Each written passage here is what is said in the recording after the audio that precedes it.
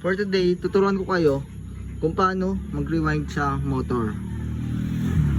First step, gagawin natin para i-connect, para pag-connect-connectin natin yung pinakang clockwise, counterclockwise, clockwise, counterclockwise. Paano ba ating connect yan? Una, dito tayo pumunta sa start. Yung start ng ito yung malaki. Ito yung una nating gagawin. Itong malaki, kukunin natin yung pinakang end nitong malaki. Tapos doon sa kabilang counterclockwise, yung kukunin natin yung pinakamaliit ng start. So, ang mangyayari dito, connect natin tong malaki na end dito sa maliit na start. Kumbaga, end ng malaki, start ng maliit. Connect natin yan. Magiging ganito siya. Ganito pagkahinang, ganyan, hihinangin na nyo. Yung nangyari, ito yung end, ito yung start ng maliit. Gets? Yan. Dito din sa kabila, nagamit na natin yung pinakang start ng maliit nito. Dito naman tayo sa malaki. Ganun din. Yung start ng malaki, yung end ng malaki, connect din natin dito sa may clockwise, yung pinakamaliit niya na start. End ng malaki, start ng maliit. Connect din natin. Mangyayari ganito rin siya. Yan, naka-connect siya. Ito yung start ng malaki, ito yung end ng malaki. Nahinang na natin siya. Yan. Dapat pagkahinang at maganda, pulido, para hindi siya bumitaw.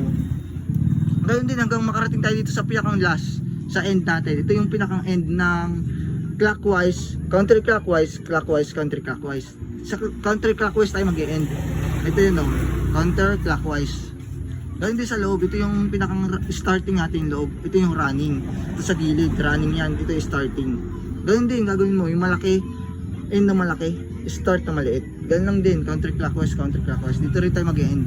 Oh. Yan. Pag sa capacitor, ito yung sa capacitor natin. Itong start, yung pinakang starting natin. Kukunin natin yung kabilang running, ito yung starting. Dito ito yung starting, ito yung running.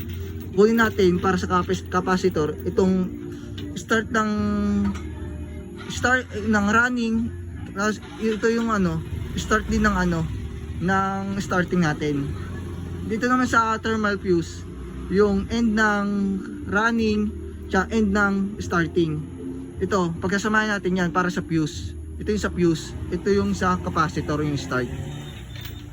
So, tuturuan ko ito naman kung paano tester natin kung approve ba itong motor na ginawa nating rewind. Calibrate muna natin, first step na gagawin natin.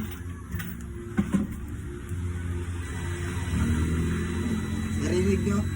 Yan. Ibig sabihin, magkasama siya. Goods. Ngayon, tester natin itong ginawa natin. Itong starting natin ng running to end. Kung tutunog ba siya.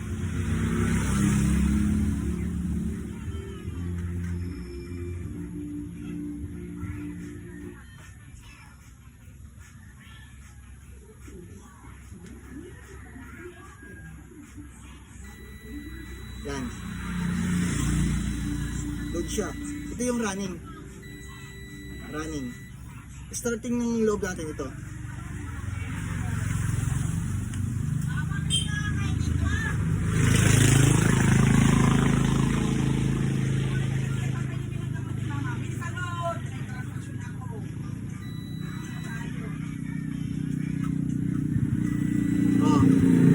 Ito yung starting natin. Good siya. Pumalo. Ayan o. Ibig sabihin, nakakonect siya sa lahat. Nakakonect siya. Wala siyang putol. Wala siyang grounded.